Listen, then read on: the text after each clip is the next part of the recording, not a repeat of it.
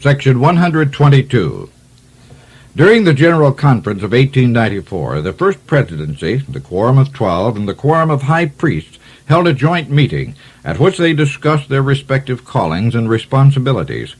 A report of this council was submitted to the conference, but since the 12 felt that the report did not cover all the issues under consideration, they adopted a resolution requesting President Smith to ask for further revelation in explanation of the authority and duties of the several quorums and their members. Also for instruction providing for filling the vacancies in the leading quorums, including a designation of the Patriarch, if it shall be the pleasure of our Heavenly Father to so enlighten us.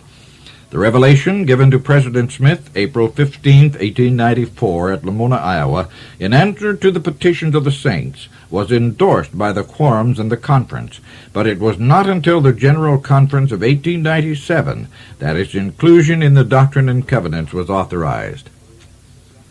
I was, on the 15th day of the 4th month of the year 1894, in fasting and prayer before the Lord, and being commanded of the Spirit, I arose from my praying and wrote, Thus saith the Spirit unto the elders and the church. My servants have been harsh one with another, and some have not been sufficiently willing to hear those whose duty it is to teach the revelations which my church has already received. Until my people shall hear and heed those who are set in the church to teach the revelations, there will be misunderstanding and confusion among the members. The burden of the care of the church is laid on him who is called to preside over the high priesthood of the church, and on those who are called to be his counselors. And they shall teach according to the spirit of wisdom and understanding, and as they shall be directed by revelation from time to time.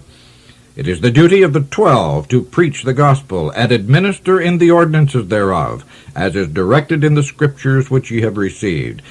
They are called and set apart to this duty, and are to travel and preach under the direction and counsel of the presidency. It is not yet expedient in me that the quorum of the presidency and the quorum of the 12 apostles shall be filled,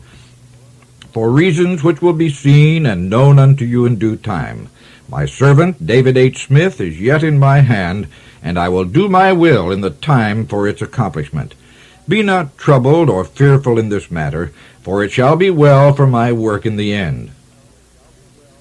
When I said unto mine apostles, the 12 will take measures in connection with the bishop to execute the law of tithing, and let them before God see to it that the temporal means so obtained is truly used for the purposes of the church, and not as a weapon of power in the hands of one man for the oppression of others, or for purposes of self-aggrandizement by anyone, be he whomsoever he may be.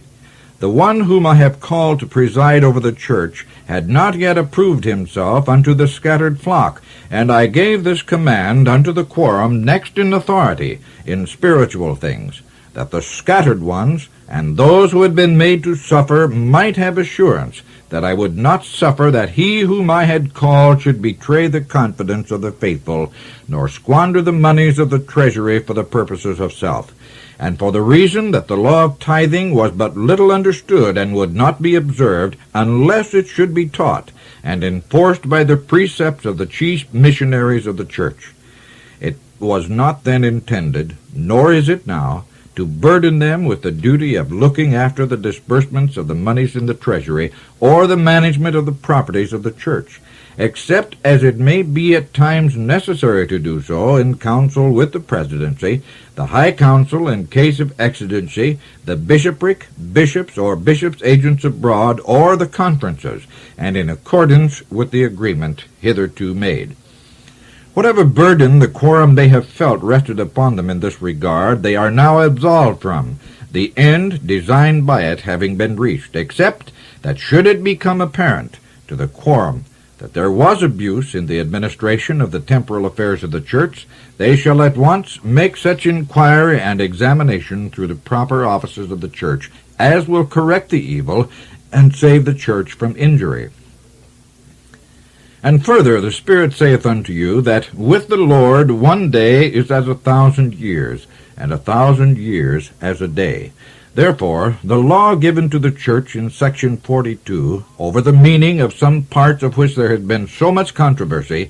is as if it were given today. And the bishop and his counselors, and the high council, and the bishop and his council, and the storehouse, and the temple, and the salvation of my people are the same to me now that they were in that day when I gave the revelation. Nevertheless, that portion of that commandment which made it the duty of the high council to assist in looking after the poor and needy of the church was not intended to put the high council over the bishop in the administration of the affairs of his office and calling, except as they might do so in an advisory manner, and in such way that no one of the poor and the needy should be neglected. Nor was it designed that the high council should dictate in the matter of purchasing lands, building houses of worship, building up the New Jerusalem, and the gathering of the people, these last named being within the province of the presidency, the 12 as a quorum, the councils or other officers of the branches or stakes where houses of worship are to be built,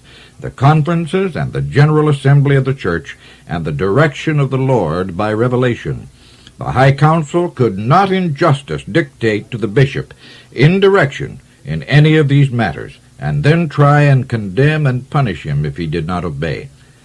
The work now lying before the missionary quorums of the church is of such increased magnitude and importance, the field so white unto the harvest, and the need for laborers so great, that the 12 and the 70 under their direction, together with such high priests and elders as can travel and preach as missionaries, shall be free to wait upon their ministry and gospel work, leaving the branches and districts where organization is effected to the care and administration of the standing ministers, high priests, elders, priests, teachers, and deacons so far as possible,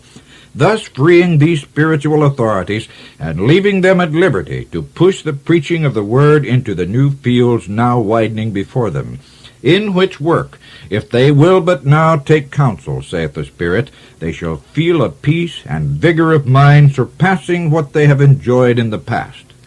That part of the law which says, it is the duty of the 12 also to ordain and set in order all the other officers of the church, is to be understood by the revelation which went before and in accordance with which it was written, and which follows after it in the book.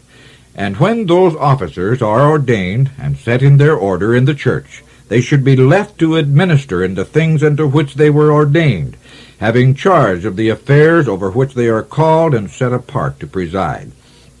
The 12 and 70 administering as those prosecuting the work of preaching with the warning voice, baptizing, organizing, and setting in order, then pushing their ministry into other fields until the world is warned. It is the will of God that they do this. Yea, verily, thus saith the Spirit, if they will now enter upon this work, leaving the burden of care and organized districts or conferences to the standing ministry under the presidency of the church, observing the law already given to ordain and set high priests or elders to preside in large branches and in districts, and also evangelical ministers, then will those officers set in the church be useful, and he who gave the law be honored, the differences between the quorums be healed, confidence be restored, and goodwill and peace come to the people as a cherishing fountain. The quorums in respect to authority are designed to take precedent in office as follows: the presidency, the 12, the 70, in all meetings and gatherings of the membership where no previous organization has been effected. Where organization has been arranged and officers have been ordained and set in order, the standing ministry in their order, high priests, elders, priests, teachers, and deacons. The parallels are: in the presidency, the president and his counselors; in the second presidency, the 12; in the missionary work, first the 12, second the 70; in the standing ministry, the presidency, second the high priests, third the elders, then priests, teachers, and deacons in their order. Should the church fall into disorder, or any portion of it, it is the duty of the several quorums of the church, or any one of them, to take measures to correct such disorder, through the advice and direction of the presidency, the 12, the 70, or a council of high priests in case of emergency. And in case the presidency is in transgression, the bishop and his council of high priests as provided in the law, and the presidency and high council, if the bishop or his counselors, if high priests, are in transgression. The Scriptures and the church articles and covenants, with the rules adopted by the church, shall govern in procedure.